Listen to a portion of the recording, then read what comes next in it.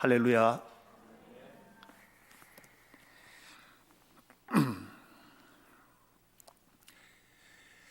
올해 우리 교회 표가 예수님 마음을 품고 살아가는 하나님 백성 공동체가 되자고 이렇게 표를 정하고 1월 첫 주에 빌립보서 2장 5절 말씀을 함께 나눴습니다. 그리고 베드로 후서 1장 1절부터 12절, 특별히 5절부터 7절까지 나오는 말씀을 붙들고 예수님의 마음으로 살아간다는 것이 무엇인지를 한 절 한 절 나누면서 오늘까지 왔는데요.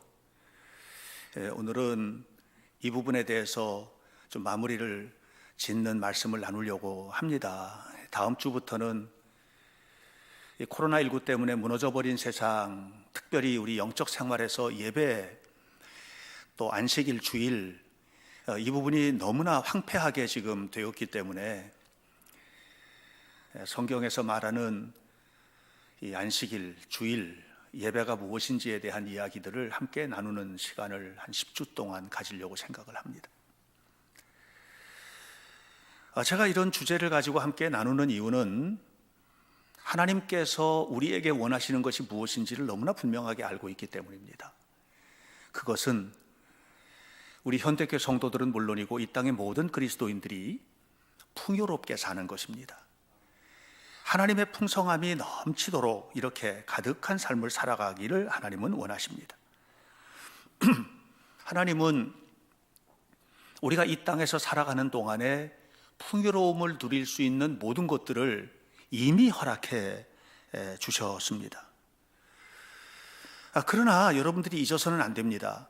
저절로 주어지는 것은 아니라는 것입니다. 여러분, 우리가 예수님을 믿을 때에 이미 완벽하게 이루어진 하나님의 풍요로움이 있는데 그것은 구원과 관련된 것입니다. 오늘 목회 칼럼에도 좀 기록을 했습니다마는 여러분, 우리가 예수님을 믿을 때 우리는 조금도 부족함이 없는 구원의 은혜를 허락받고 구원받은 하나님의 백성이 되는 것입니다. 우리 모두는 다 이 땅에서도 구원의 은혜를 누리고 또 이 생명이 끊어지면 영원한 생명을 누리는 축복을 한 사람도 예외가 없이 누리도록 하나님은 허락해 주셨습니다. 근데 삶은 조금 다른 얘기가 나옵니다. 성경에서 왜 자꾸만 말씀대로 살아라, 성경에서 자꾸만 왜 신명기 28장에서도 네가 네 하나님 여호와의 말씀을 삼가 듣고 그 말씀을 따라 순종하면 이러이러한 복을 주겠다라고 얘기하느냐 하면, 하나님의 백성이 되는 이 구원의 은혜와는 별도로 이 땅에서 우리가 누려야 될 풍요로운 삶의 축복들이 있기 때문입니다.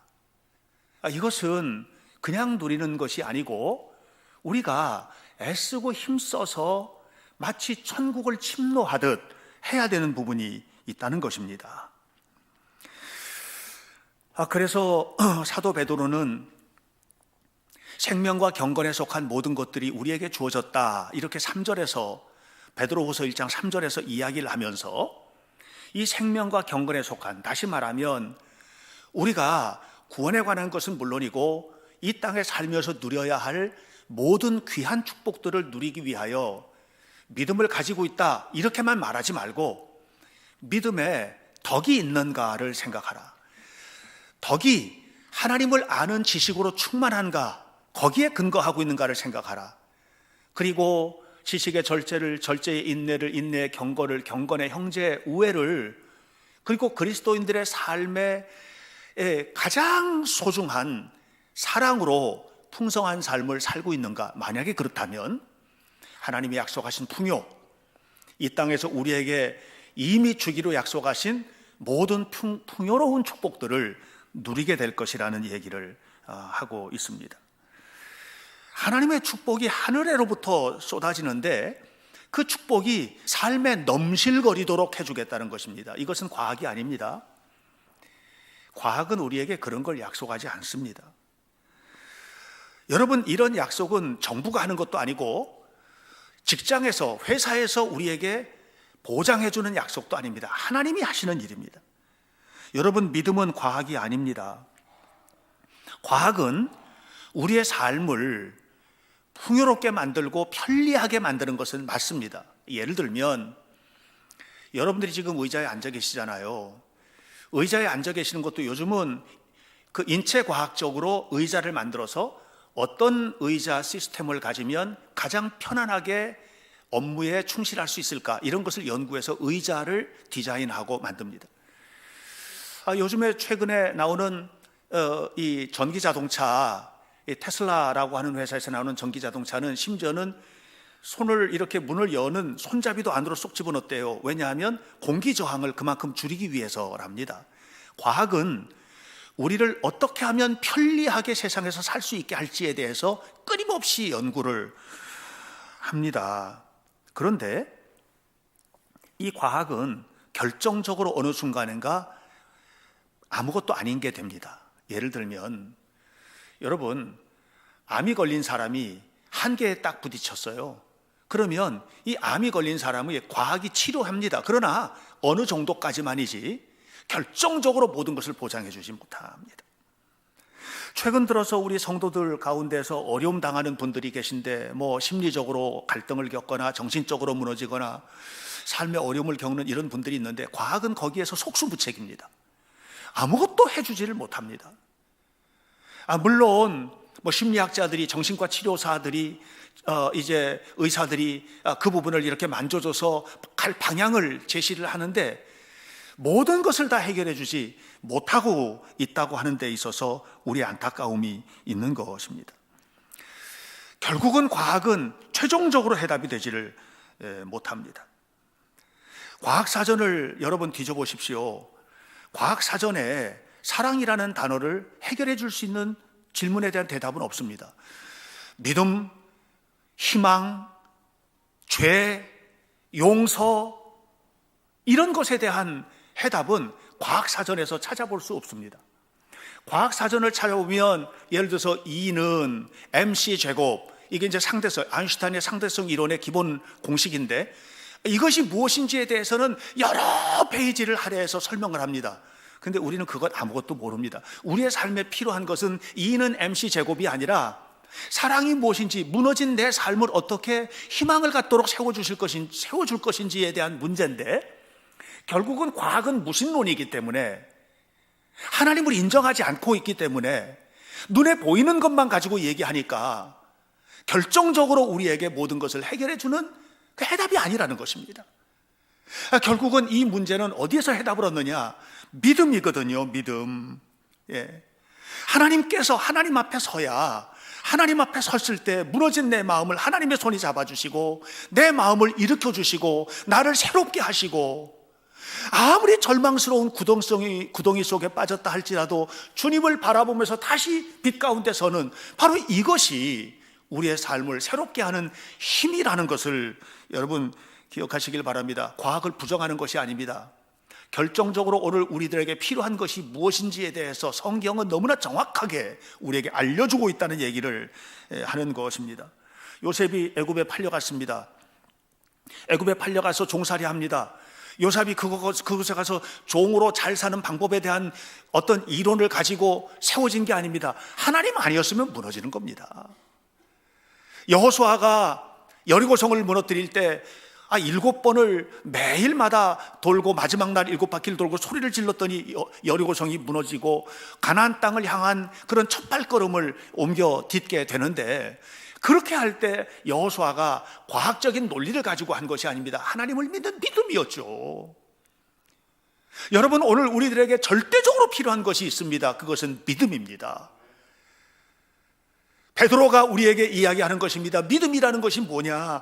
믿음은 뭐냐 하면 하나님을 바라보는 거라는 거예요. 근데 믿음만 가지고는 아니라는 것이에요. 믿음 속에는 다양한 요소들이 들어가야 됩니다. 우리가 그냥 이렇게 빛을 보지만 프리즘 속에 통과를 하면 빨주, 노초, 파란, 보라색이 이렇게 펼쳐지는 것처럼, 믿음이라고 하는 것을 하나님 앞에 딱 세워졌을 때 그 속에 믿음의 덕의 지식을, 지식의 절제를 절제, 인내를 인내, 경건을 경건에, 형제 우애를, 그리고 사랑이 그 속에 함께 펼쳐지는 믿음을 갖게 되면 하나님이 보장하신다는 겁니다.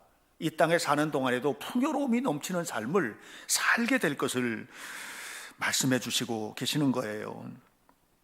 그래서 여러분, 우리에게 오늘도 필요한 것은 믿는 겁니다. 하나님을 믿는 겁니다. 하나님의 손길을 믿는 겁니다. 그래서 베드로는, 또 사도 바울은 성경을 통해서 우리에게 말씀하면서 무슨 얘기를 하느냐 하면, 더욱 힘써. 5절에서도 너희가 더욱 힘써. 10절에서도 그러므로 형제들아 너희가 더욱 힘써. 더욱 힘써야 될 게 있다는 거예요. 뭐를? 힘써서 믿으라는 겁니다. 하나님을 믿는 일에 더욱 힘써라, 이 얘기를 하고 있습니다. 사도 베드로는 우리가 모든 것을 이미 소유한 자라는 얘기를 3절에서 합니다. 생명과 경건에 속한 모든 것을 우리에게 주셨다는 거예요. 하나님께서 주셨다는 거예요. 예수님을 통해서 이미 다 주셨다는 거예요. 다 주셨는데, 다 주신 이것 12절에 보면 이미 모든 것을 다 주셨고 다 주신 것을 우리가 가지고 있다는 거예요. 그런데 이게 끊임없이 확인돼야 된다는 거예요. 끊임없이 확인돼야 되는 거예요. 계속해서 확인되기 위하여 우리는 더욱 힘써 노력하지 않으면 안 된다는 얘기를 하고 있습니다. 여러분, 사실 우리가 세상을 살아가면서 더욱 힘써야 될 부분들이 있잖아요. 학생들 더욱 힘써 공부해야죠. 더욱 힘써야죠. 사업 더욱 힘써서 기업 경영을 잘해야죠. 직장생활 더욱 힘써서 직장생활도 잘해야죠. 우리가 하나님을 믿는 사람이라면 예배하는 일도 더욱 힘써서 하셔야죠. 기도하는 일 그냥 대충 해서는 안 됩니다. 더욱 힘써서 기도해야 됩니다. 하나님은 기도하면 주신다고 그랬잖아요. 예. 오늘 기도하는 임 권사님도 기도하는 중에 하나님의 말씀을 앞부분에 인용을 하셨는데, 정말로 힘써서 침노하는 자가 돼야 될 것 아니겠습니까? 힘쓰지 않는데 얻을 수 있는 것은 없습니다. 그러니까 여러분들이 아셔야 돼요. 우리 손에 아무리 큰 돈이 있어도, 얼마 전에 보니까 남미의 어느 나라에 어떤 분이 계속해서 돈을 벌었는데, 돈을 벌어가지고 자루 속에 넣어줬는데, 자루 속에 넣어준 돈이 다 썩어지도록 보관을 했다는 거예요. 여러분, 자루 속에 수백억 원이 보관되어 있어도 썩어서 없어지는 것은 내 돈이 아닙니다. 하나님은 우리에게 생명과 경건에 속한 모든 것을 주셨거든요. 그러면 우리가 이것을 가지고 내 것을 만들고 풍요로운 삶을 위하여 마음껏 쓰임받을 수 있도록 해야 되지 않겠습니까? 힘써야죠. 이스라엘 백성들이 애굽에서 탈출하여 광야에 40년 살았습니다. 하나님은 매일매일 만나를 부어주셨습니다. 아무리 미디안 광야에 만나가 가득 차 있어도 거둬들이지 않는 만나는 내게 아닙니다. 또 놨다고 하더라도 그거를 내가 먹고 영양을 섭취하고 해야지, 그냥 둔 건 그 다음날 다 썩어서 없어졌습니다. 무슨 얘기입니까? 하나님이 주신 은혜를 우리가 안다면 더욱 힘써 믿고, 주님 주실 것을 믿고 주님이 주신 축복을 누리는 복된 삶을 살아야 할 줄로 믿습니다. 그래서 말씀하는 거거든요. 그래서 10절로부터 11절에 그러므로 형제들아 더욱 힘써 너희 부르심과 택하심을 굳게 하라. 너희가 이것을 행하면 언제든지 실족하지 아니하리라. 이같이 하면 우리 구주, 곧 구주 예수 그리스도의 영원한 나라에 들어감을 너희에게 넉넉히 주시리라. 하나님은 우리의 삶에 넉넉히 주실 것입니다. 넉넉한 풍요로움을 주실 것입니다. 이것이 여러분이 것이 될 수 있도록 최선을 다하여 하나님 앞에 살아가는 성도들이 되시기를 주님의 이름으로 축원합니다. 다시 말하면 땅에서는 풍요로운 삶을 누리게 하시고 죽어서는 영원한 생명을 누리게 하시는 이 어마어마한 축복이 믿음 안에 담겨 있다는 거예요. 그러므로 여러분, 믿음으로 사는 일을 게을리하지 마시기를 주님의 이름으로 축원합니다. 그러면 우리가 더욱 힘써 믿음의 삶을 살기 위하여 우리에게 필요한 게 있어요. 그건 뭐냐면 상상력이에요. 여러분, 상상력이라는 것은 굉장히 중요합니다. 내가 무엇을 생각하고 사느냐예요. 내가 늘 무엇을 생각하고 사느냐, 이게 상상 속에 있어요. 이미지예요. 이미지. 내 머릿속에, 내 가슴 속에 어떤 이미지를 바라보고 사느냐의 문제예요. 1990년대에 그 최고의 스포츠 스타가 있는데 마이클 조던이라는 농구 선수입니다. 이 사람은 만지는 것마다 대박이 났잖아요. 신발, 나이키라는 회사가 초창기에 이제 신생 회사로서 다른 경쟁자들하고 막 이렇게 다툴 때에 나이키가 세계적인 브랜드로 도약하는 데는 이 마이클 조던이 에어 조던이라는 신발 브랜드와 이 계약을 하면서부터 시작이 됩니다. 그러니까 이 마이클 조던이라는 선수는요, 만지는 것마다 정말 복이 되게 했는데 그 배후에는 그의 실력, 농구 실력이 뒷받침이 된 겁니다. 그 선수는 대단한 선수였거든요. 근데 나중에 은퇴를 할 때, 마이클 조던이 은퇴를 할 때 기자들과 함께 대화를 나누면서 이런 얘기를 했습니다. 나는 노스캐롤라이나라는 조그만 그 주의 아주 웰밍턴이라는 아주 시골 촌구석에서 자라난 촌뜨기였습니다.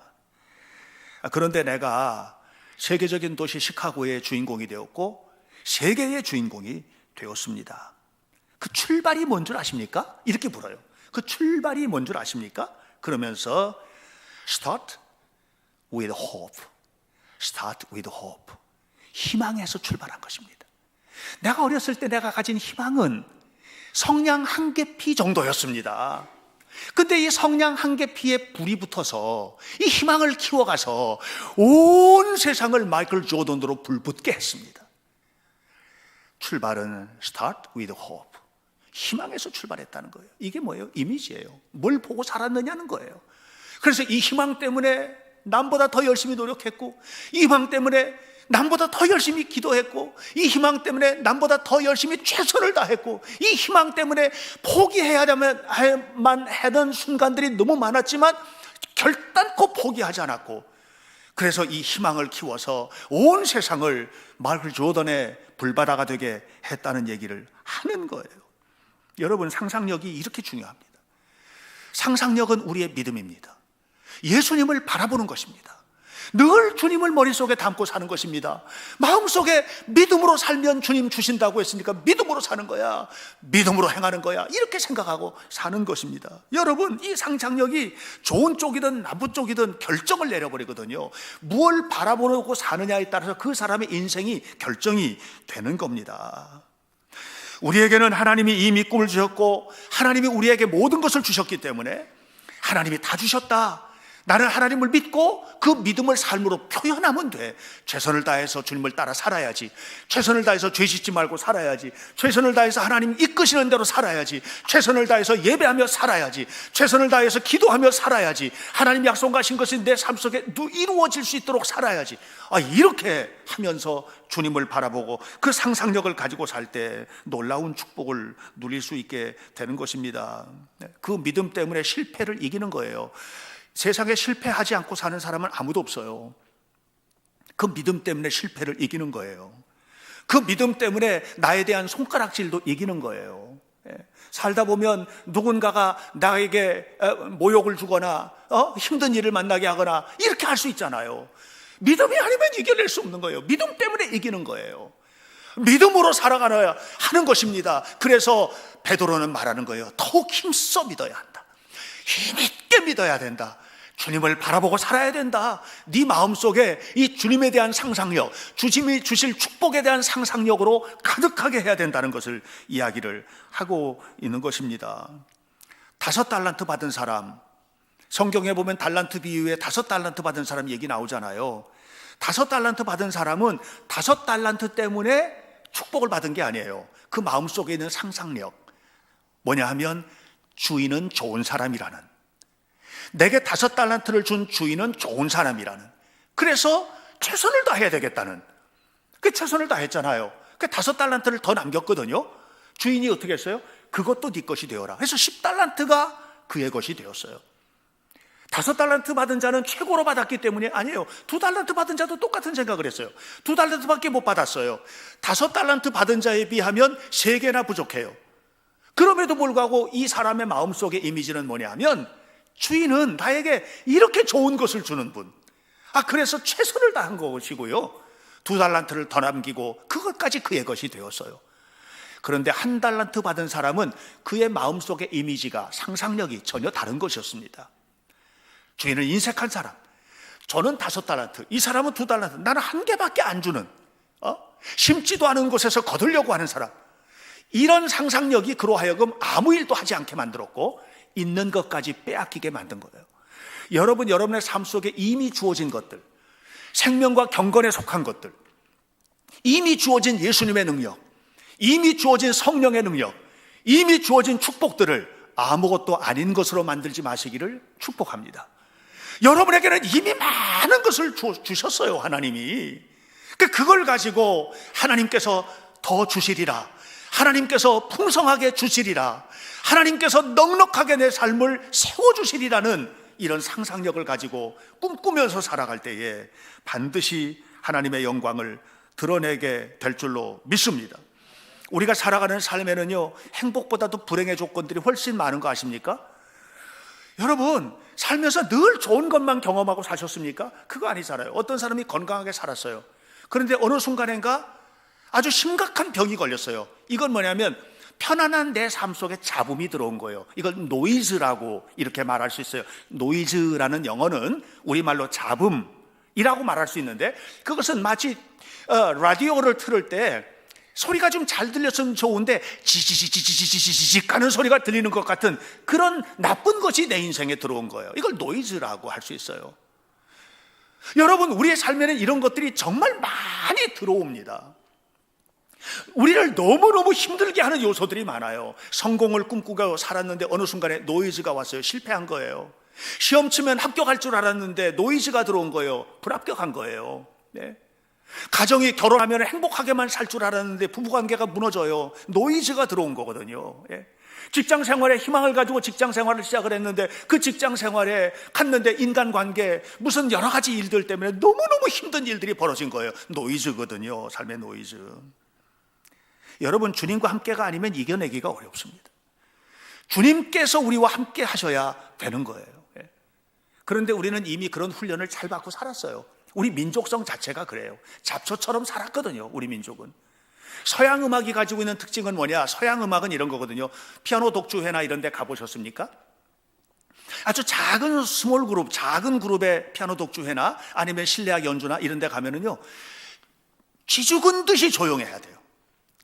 아무런 노이즈를 허용하지를 않아요. 하는 기침 소리도 큰일 나요. 그래서 기침이 나오려고 그러면 입 막고 나가서 밖에 나가서 하고 들어와야 돼요. 그런데 우리 음악은 달라요.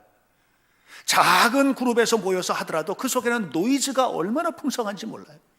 이런 거예요. 창을 하는 사람이 하다가 얼쑤하면 여기서도 얼쑤하고, 저쪽에서는 가만히 있어도 여기서 지화자하고, 이렇게 하면서 어울려 사는 것이 우리에게는 굉장히 잘 돼 있어요. 이것이 우리의 종교성이에요. 그래서 하나님을 믿을 때도 우리는요, 다른 어떤 민족보다도 이겨내는 힘이 커요. 여러분에게는 이미 주어져 있는 축복들이에요. 그러므로 여러분의 삶 속에 가지고 있는, 우리 민족이 가지고 있는 이 좋은 특성들, 이것과 더불어서 하나님이 주신 믿음으로 하나가 되어서 삶에 다가오는 고난도, 삶에 다가오는 어려움도, 내 육신을 무너뜨리는 일들도 하나님이 함께 하시면 이런 노이즈들도 그냥 품어버리는 거예요. 다 품어버리는 거예요. 그리고 녹여버리는 거예요. 그것의 최고복이 뭔 줄 아십니까? 원수까지도 품어버리라는 거예요. 주님이 말씀을 하시는 거예요. 원수까지도 품어버리라는 거예요. 네 삶 속에 다가오는 그 고난과 이런 것들을 이상한 일처럼 여기지 말라는 거예요. 그 속에서 하나님을 바라보고 믿음으로 굳게 서서 더욱 힘써 믿음으로 하나님을 바라보면서 믿음의 상상력을 총동원하여서 하나님이 하실 거야, 하나님이 이루실 거야, 이렇게 살아가라는 거예요. 여러분, 사드락 메삭 아벳느고가 바벨론에서 승승장구했습니다. 좋은 음악이 연주되는 것처럼 승승장구했습니다. 다니엘이 얼마나 승승장구했는지 모릅니다. 그런데 어느 날 사드락 메삭 아벳느고가 풀무불 속에 빠져지게끔 된 겁니다. 풀무불 속에 들어가야 되는 고난을 겪은 거예요. 던져졌잖아요, 풀무불 속에. 그런데 이것은 그들이 원하는 것이 아니었어요. 노이즈거든요. 잡음이거든요. 고통이거든요. 근데 그 고난 속에 믿음으로 들어갔더니, 하나님이 주신 믿음으로 들어갔더니 거기에 주님이 계셨더라는 거예요. 놀랍지 않습니까? 여러분, 다니엘이 걸어서 사자굴 속에 들어갈 수밖에 없어요. 사자굴 속에 걸어 들어가게 된 거거든요. 사자굴 속에. 근데 거기에 주님이 계시더라는 거예요. 여러분, 눈을 똑바로 뜨고 보세요. 거기에 주님이 계세요. 여러분의 삶을 뒤져보세요. 주님이 계세요. 우리가 믿음으로 가지지 못하니까, 믿음의 눈을 뜨지 못하니까 발견하지 못하고 있는 것이 문제예요. 주님이 함께 계시는 것입니다. 주님이 함께 하신다, 주님이 역사하신다, 이런 믿음의 상상력을 총동원해서 하나님 앞에 살아가시기를 주님의 이름으로 축원합니다. 요셉이 행복한 일 만난 겁니까? 요셉이 아버지로부터 정말로 사랑받고 자랐잖아요. 그러던 어느 날 요셉이 애굽에 팔려갔어요. 노예로. 원치 않은 일이 들어온 겁니다. 그런데 요셉의 상상력은 놀랍지요. 성경을 보세요. 계속해서 등장하는, 후렴처럼 등장하는 말, 하나님께서 함께 하셨다는 겁니다. 하나님이 함께 하신 것 때문에 이긴 거지요. 요셉의 능력이 아니에요. 여러분, 자만감을 가지지 마시길 바라요. 교만하지 마시기를 바랍니다. 내 믿음이 이 정도 됐다고, 여러분의 믿음이 그러면 다윗 정도 되십니까? 여러분의 믿음이 다니엘 정도 되시나요? 예? 여러분의 믿음이 어느 정도입니까? 예? 여러분, 믿음을 자만하지 마시길 바랍니다. 어느 순간인가 내 삶 속에 들어오는 고통을 이겨내는 것은요, 내 믿음이 아니고요, 주님을 바라보는 그 뜨거운 주님의 손을 붙드는 그 믿음이에요. 성령께서 우리를 말할 수 없는 탄식으로 붙들어주는 그 붙드심이에요. 붙드심, 붙들어주심, 이것 때문에 승리하는 겁니다. 그러므로 여러분, 결론적으로 여러분들에게 말씀드립니다. 여러분이 분명히 알아야 될 게 있어요. 내 안에 예수님이 계시지 않으면 무너질 일이 훨씬 많다는 거. 그래서 너희 안에 이 마음을 품으라. 곧 그리스도 예수의 마음이니, 이 마음을 품고 하나님 앞에 살아가는 성도들이 되시기를 축복합니다. 저는 베드로를 이렇게 쭉 묵상하면서 정말 매력적인 분이라는 생각을 했어요. 인간적이고요. 네, 인간적이고요. 사람이라면 똑같이 우리가 똑같이 겪는 일들을 베드로가 겪었어요. 그렇게 살았어요. 그런데 그의 결론은 뭐냐면 정말 하나님이 기뻐하실 수밖에 없는 사람으로 바뀌었어요. 원래 그는 겸손한 사람이 아니었어요. 어리석은 사람이었어요. 약했던 사람이에요. 여종 앞에서도 3번이나 예수님을 부인했던 이런 약한 사람이었어요. 불같은 사람이기도 했어요. 그런데 그가 승리하는 배후에는 딱 하나예요. 무너질 때마다 예수님을 붙든 거예요. 무너질 수 있어요. 그런데 무너질 때마다 예수님을 붙든 거예요. 주님이 함께 계신다고 믿었어요. 그리고 붙들었어요. 예수님을 처음 만나던 날 베드로는 어부니까 갈릴리 호수에 가서 밤새도록 고기 잡았는데 한 마리도 잡지 못했어요. 그리고 빈 그물을 싣고 있는데 예수님이 오신 거예요. 예수님이 말씀을 하셨어요. 저 깊은 데 가서 그물을 내려라. 그 말에 순종을 하는 거예요. 그리고 가서 내렸더니 진짜 많은 고기를 잡은 거예요. 그 순간에 나는 아무것도 아니로구나 하고 예수님의 손을 덜썩 잡았어요. 그리고 주님을 따라서 제자로서의 사역을 감당해요. 어느 날 예수님이 갈릴리 호수에 배를 타고 제자들이 가는데 깊은 밤인데 바다 위로 걸어오시는 거예요. 베드로가 말합니다. 주님, 나도 걸어가게 해주세요. 그래, 오너라. 걸어가는데 파도가 치는데 파도를 보고서는 그냥 물속에 빠져들어가는 거예요. 주여, 나를 건져주십시오 하고 예수님의 손을 덥석 붙들었어요. 빠져들어가는 순간에도 예수님의 손을 붙들었어요. 그가 예수님께서 대제사장의 집에 잡혀가시고 십자가에 달리시기 전날 그 고통스러운 자리에서 예수님 때문에 안타까워서 끝까지 주님을 따라가다가 여종 앞에 예수님을 3번이나 부인하지 않습니까? 얼마나 연약합니까? 그런 그가 부활하신 예수님을 다시 만나는 장면이 요한복음 21장에 나옵니다. 예수님을 다시 만납니다. 그 자리에서 예수님이 묻습니다. 요한의 아들 시몬아, 네가 나를 사랑하느냐? 그때 베드로가 주님의 손을 붙듭니다. 주여, 주께서 아십니다. 나는 아무것도 아닙니다. 주님께서만 아십니다 하고 붙듭니다. 위기의 순간마다 베드로는요, 주님의 손을 붙드는 거예요. 그가 마지막 순교를 당할 때에 로마에 있었습니다. 로마에서 이 네로 황제의 엄청난 핍박을 받고, 그리고 이 핍박을 피해서 로마에서 지금 나갑니다. 아피아가도라고 하는 곳을 통해 가지고 지금 로마를 빠져나가는데, 빠져나가다 주님을 만납니다. 부활하신 주님께서 그곳에서 영으로 만나 주신 거예요. 실제로 만났어요. 그냥 실제로. 너 어디 가니? 네, 지금 핍박이 너무 심해서 지금 피하여 갑니다. 그래?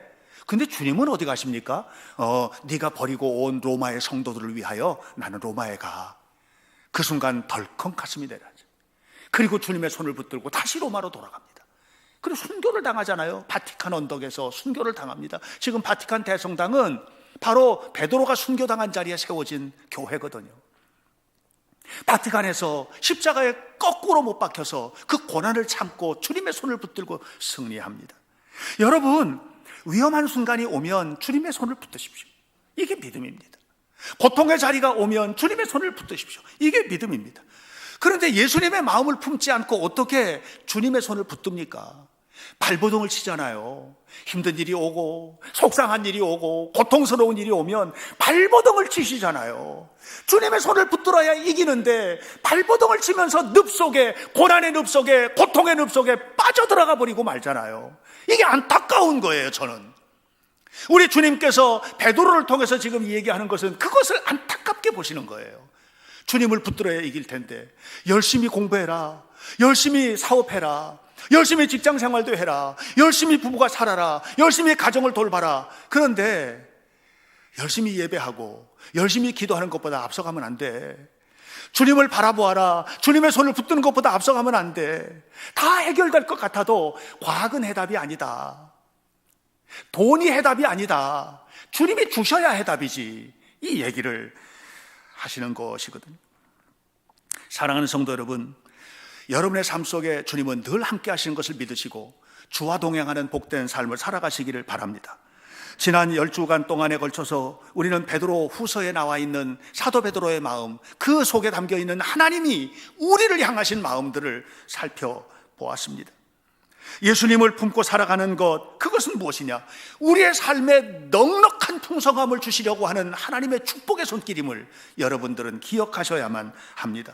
이걸 깨닫지 못하고 제 맘대로 사는 사람, 이걸 깨닫지 못하고 자기 본의로 믿는 사람, 예수님을 믿어도 자기 생각대로 믿는 사람들이 정말 많거든요.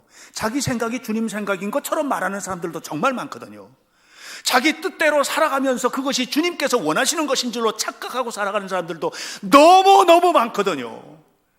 오늘 이런 모든 것들을 겸손히 내려놓고 정말 주님을 믿고 정말 주님을 바라보면서 살아라. 그러면 풍성함, 풍성한 축복, 풍성한 영광, 이 땅에서도 누리게 될 것을 약속을 하고 계시는 것입니다.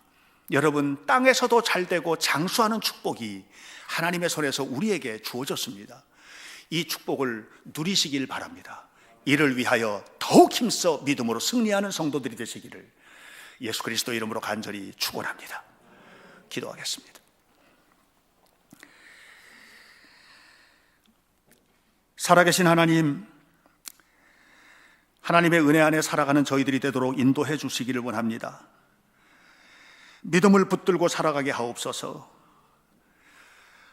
세상에서 우리를 유혹하는 손길들이 너무너무 많고, 그래서 이렇게 하면 정말 잘 될 것 같은데 하고 논리적으로, 합리적으로, 과학적으로 생각을 하지만 그 자리에서 무너져버리는 순간들이 얼마나 많은지 모릅니다.